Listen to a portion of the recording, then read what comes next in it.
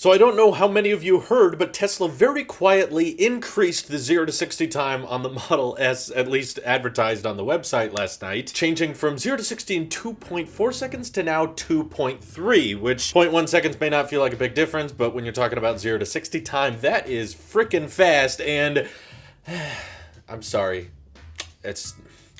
we just need bigger updates to the Model S than that. And I know they're coming. Maybe they're impacted by the pandemic, so maybe the plaid Model S isn't coming till next year. But I figured so you guys could understand my opinion on the subject better, I wanted to do a dedicated video on all of the things I want brought to the Model S. Essentially, if Elon came to me personally and said, "Hey Drew, what do you want on the next generation Model S? Write them down on this piece of paper and we'll make it happen." This video is that piece of paper. So first of all, let's get the things we know that are coming out of the way. So yeah, the plaid powertrain we know. The tri-motor setup is coming, so that's not part of the wish list, as well as a range, well into 400 miles. They're basically at 400 now. For the sake of it being a wish list, let's just say the next generation Model S is gonna hit nearly 500 miles EPA estimated range, okay? Model S deserves to be, the best electric vehicle people can buy today. So no, it's not as cheap or affordable as a Model 3 or Y, but it is as practical, and when it comes to performance, it's supposed to be game changer. So you're talking the range of a gas car, but performance that's unmatched in its category. So to complement that, I do think there's some luxury features that should be brought to the Model S that currently it's still kind of dated compared to newer vehicles. So one big problem with it that I would get out of the way from the beginning is the charge rate. So even the latest generation Model S you buy right now, it still caps out at 200 kilowatts per hour, which is still fast, but version 3 superchargers go all the way up to 250 kilowatts per hour, which is obviously even faster, and the fact that Tesla's,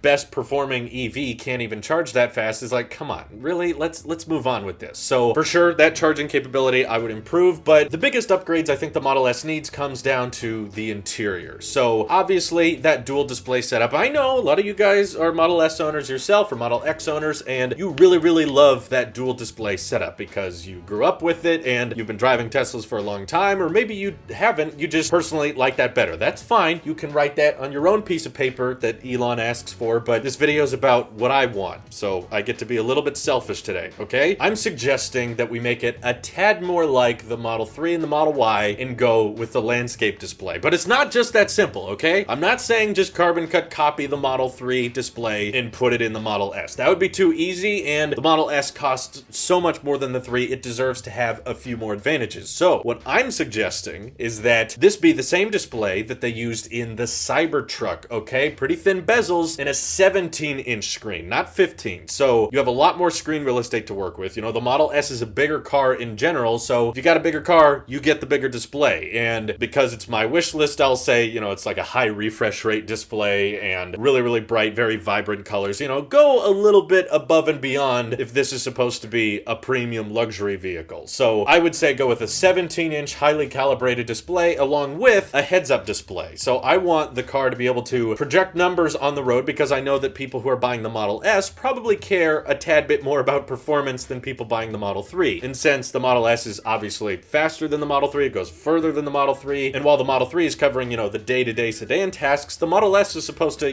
be a practical, functional vehicle, but also with insanely good performance. So having a heads-up display that shows you your speed or your power consumption and stuff like that, things that don't necessarily have to be on that big 17-inch display, which you can reserve for other things. But I want to be able to update that interior design, but still give it performance attributes that people care about. So if you want to look at the speed and everything through the steering wheel, you'll still have that option via the heads-up display, which of course is pretty futuristic, and I think it goes with Tesla's, minimalism and stuff like that, but having the landscape-centered 17-inch display would still make the car look incredibly futuristic and not dated next to the Model 3. It should be something that Model 3 and Model Y owners are jealous of. That should be what you get when you spend all that extra money. There's also a really, really awesome feature I like about the Model X that I would ask them to bring to the Model S, which is the automatic opening and closing doors. In fact, that's probably more amazing to me than the Falcon doors, which seem like they're kind of cumbersome in different circumstances. Like, they're cool, don't get me wrong, but what's even cooler is the idea that you walk up to the car, the door automatically opens, you get in, and when you put your foot on the brake pad, it automatically shuts the door. That is so amazing, and I feel like that should be one of Tesla's,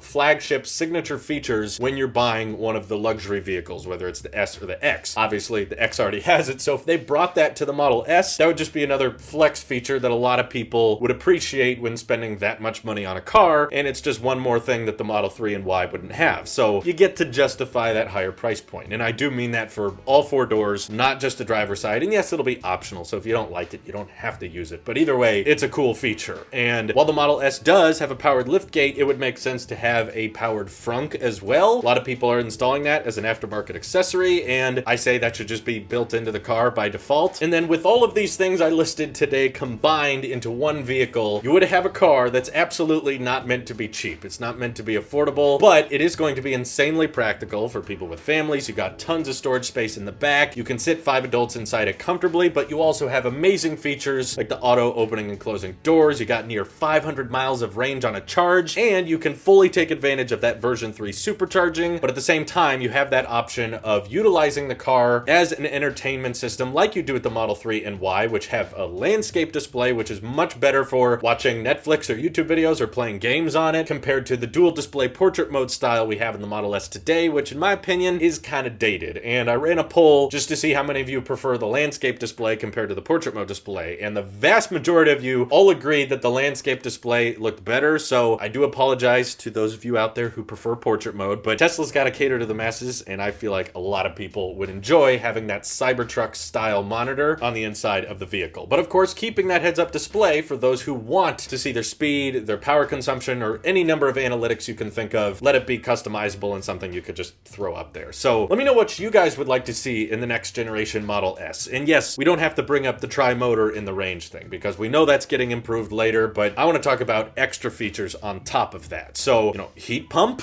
obviously would help with range, so let's throw that stuff in there. But feel free to hit me up over on Twitter, join my Discord, and we can chat more about the Model S there. Thank you guys for watching, and I hope you have an excellent rest of your day. Take care.